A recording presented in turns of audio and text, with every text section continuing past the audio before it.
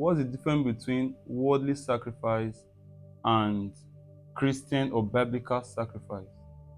Well, we say worldly sacrifice and godly sacrifice. That's where I'm just gonna shorten it. Worldly sacrifice can simply be giving up things simply because this is what everyone else is doing to attain something. Like for instance, now when we talk about worldly sacrifice, there can be this ungodly kind of sacrifice whereby they're sacrificing to idols.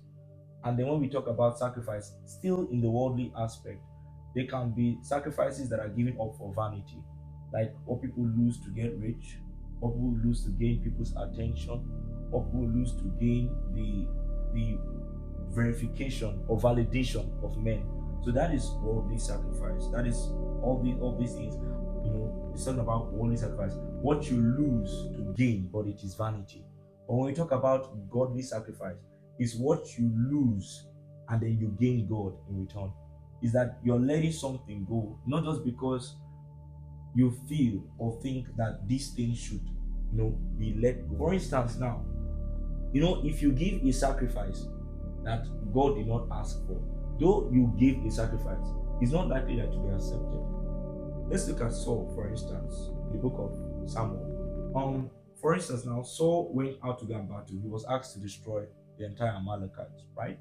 And when he went with the Israelites to go and conquer in battle, and they did conquer, they destroyed everything, but not literally everything. They spared, the king. They spared some valuables. They spared some flocks here and there, some oxen and all of that. Samuel walked in, and Saul was like happy. As like Samuel was like, "What's that I hear? The bleating of sheep, the oxen, the animals. What is all this that I'm hearing? Where did all these things come from?" Right?